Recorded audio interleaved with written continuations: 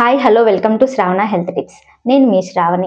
ఈరోజు gynaecologist doctor Amani మేడంతో ఉన్నాము. నమస్తే మేడం. నమస్తే. గర్భసంచి ప్రాబ్లమ్స్ ఉంటే క్యాన్సర్ వస్తుందా madam? One of the leading cause of female death వచ్చేసి సర్వికల్ క్యాన్సర్ అనమాట. మనకి ఈ సర్వికల్ క్యాన్సర్ అంటే సర్విక్స్ అనేది గర్భసంచి ముఖద్వారాన్ని సర్విక్స్ అని అంటాం మనం. సో అక్కడ ఏదైనా ఇన్ఫెక్షన్ ఉంది, క్రానిక్ గా ఇన్ఫెక్షన్ అవుతూనే ఉంది, హ్యూమన్ పాపిలోమా వైరస్ అంటాం అనమాట.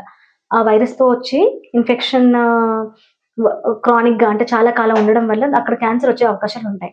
సో దాన్ని మనం ఎలా ప్రివెంట్ చేయొచ్చు అని అంటే రిపీటెడ్ గా పాప్స్మియర్స్ అనేవి ఎవ్రీ 3 years కో ఎవ్రీ 5 years కో అట్లీస్ట్ ఉమెన్ అనేది పాప్స్మియర్స్ కి చేయించుకుంటే పాప్స్మియర్స్ లో ఏంటంటే మనకు తెలుస్తుంది అనమాట అక్కడ ఉన్న సెల్స్ ఎలా ఉన్నాయి, క్యాన్సర్ కి ముందు లాగా ఉన్నాయా, క్యాన్సర్ వచ్చేసిందా ఆల్రెడీ, లేదా హెల్దీగా ఉన్నాయా, లేదా ఏదైనా మైల్డ్ ఇన్ఫెక్షన్ ఉందా. ఏదైనా మైల్డ్ ఇన్ఫెక్షన్ ఉంటే దానికి మనం ట్రీట్మెంట్ తీసుకోవచ్చు.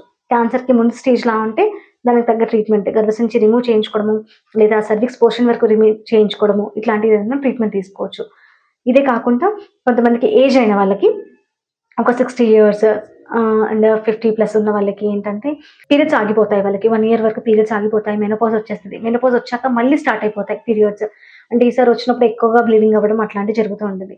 వీళ్ళలో క్యాన్సర్ ఉండే అవకాశాలు చాలా ఎక్కువగా ఉంటాయి. సో వాళ్ళకి ఖచ్చితంగా గైనకాలజిస్ట్ కన్సల్ట్ అయ్యి డిఎన్సీ చేంజ్ చేసుకుని ఏదైనా ప్రాబ్లం ఉందా లేదా, హార్మోనల్ డిస్టర్బెన్స్ వల్లనైనా లేకుంటే క్యాన్సర్ లాంటిది ఏదైనా ప్రాబ్లం ఉందా లేదా అని చెక్ చేయించుకొని తగిన ట్రీట్మెంట్ తీసుకోవాలి. గర్భసంచి లేకపోయినా గర్భం సాధ్యమేనా మేడం? ఇది నిజమంటారా? ఇది మనమున్న జనరేషన్ లో everything is possible right now.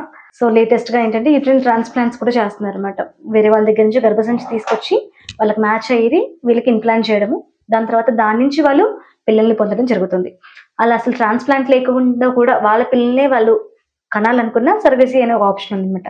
So వీళ్ళ ఎగ్సే తీసుకొని వాళ్ళ హస్బెండ్ స్పర్మ్సే తీసుకొని ఆ రెండింటిని మిక్స్ చేసి ఐవీఎఫ్ ద్వారా వేరే ఉమెన్ లో ఎక్కిస్తారు.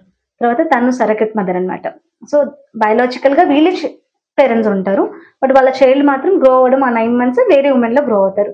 But she not at all biologically related to actual parents అనమాట అండ్ ద చైల్డ్. సో మీరు పాసిబుల్ అని అడిగితే అది పాసిబుల్.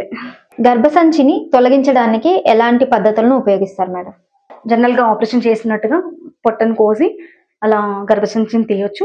అండ్ లేటెస్ట్ గా మనకు లాప్రోస్కోపీ ఉంది. లాప్రోస్కోపీ ద్వారా ఓన్లీ చిన్న చిన్న హోల్స్ అనమాట, ఒక 3 హోల్స్ చేస్తారు. 1 centimeter or 0.5 centimeters హోల్స్ చేసి 3 లేదా 4 హోల్స్ చేసి దాని ద్వారా గర్భసంచిని తీయడం జరుగుతుంది. లేదా అసలు పొట్ట పైన ఎటువంటి ఘాటు లేకుండా ఓన్లీ కింద నుంచి వెజనల్ హిస్టెక్టమీ అంటాం అనమాట. గర్భసంచిని కింద నుంచే లాగేసి యోని ద్వారా అక్కడి నుంచి తొలగించడం కూడా జరుగుతుంది. Thank you madam. మీకు ఏదైనా డౌట్స్ ఉంటే కామెంట్ రూపంలో తెలియజేయండి. డిస్క్రిప్షన్ లో నెంబర్ ఉంటుంది, లొకేషన్ ఉంటుంది, హాస్పిటల్ అడ్రస్ ఉంటుంది. Please follow.